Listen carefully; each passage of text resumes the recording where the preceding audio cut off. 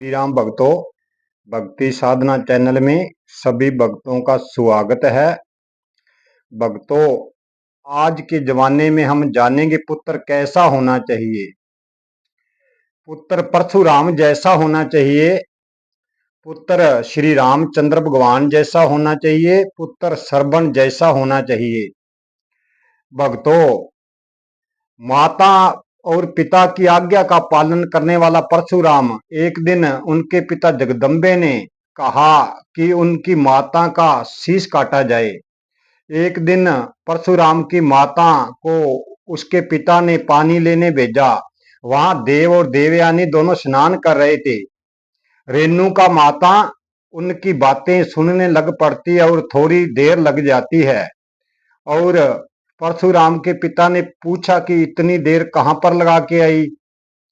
उन्होंने सच बताया कि कोई देवयानी और देव बातें कर रहे थे, मैं उनकी बातें सुनने लग पड़ी, क्योंकि पति के सामने झूठ तो बोल नहीं सकती थी, सत्यवती नारी थी। और जब ऐसे कहा तो परशुराम के पिता को क्रोध आया और उसने कहा कोई भी नारी को किसी की बात सुनने का अधिकार नहीं है। और अपने 3 पुत्रों को, दूसरों को कहा कि इसका शीश काटा जाए, पर उन्होंने आज्ञा का पालन नहीं किया।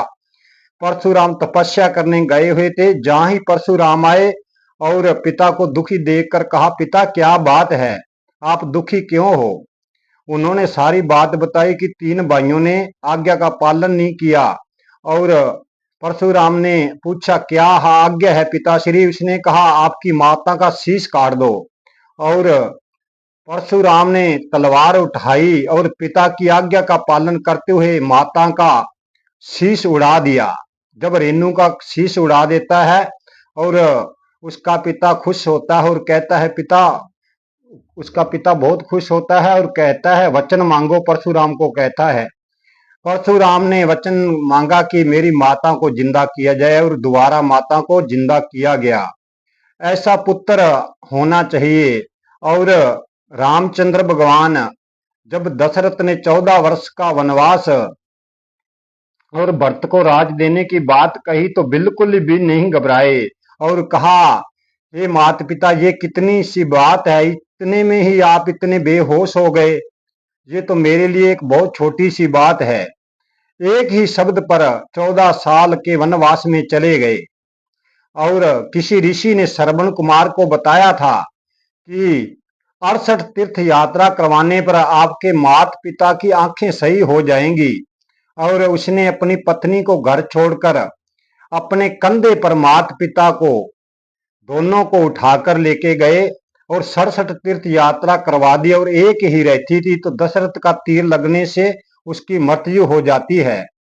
भक्तों, श्रवण जैसे पुत्र होना चाहिए, राम जैसा पुत्र होना चाहिए, परशुराम जैसा पुत्र होना चाहिए। हमारे भारतवर्ष में आज ऐसे पुत्र नहीं है जो माता पिता की आज्ञा का पालन कर सकें। भक्तों, हमें सदा ही माता पिता का पालन करना चाहिए। आज हमारे भारत के अंदर वृद्धा आश्रम नहीं होने चाहिए थे। ये क्यों है? क्योंकि हमारे अंदर कमी है। हम अपने माता पिता को बेसहारा वहां पर छोड़ के आते हैं। वे बेचारे बड़े दुखी मन से आपको 20-25 साल तक पाला और बड़ा किया, आपकी शादी की, सब कुछ किया। आप भूखे रहे और आपको खाना खिलाया। भक्तों, हमें माता पिता की देन पूरी जिंदगी में नहीं दे सकते और हमें सदा ही माता पिता की सेवा करनी चाहिए। आज के बच्चों को थोड़ा सुधार करना चाहिए।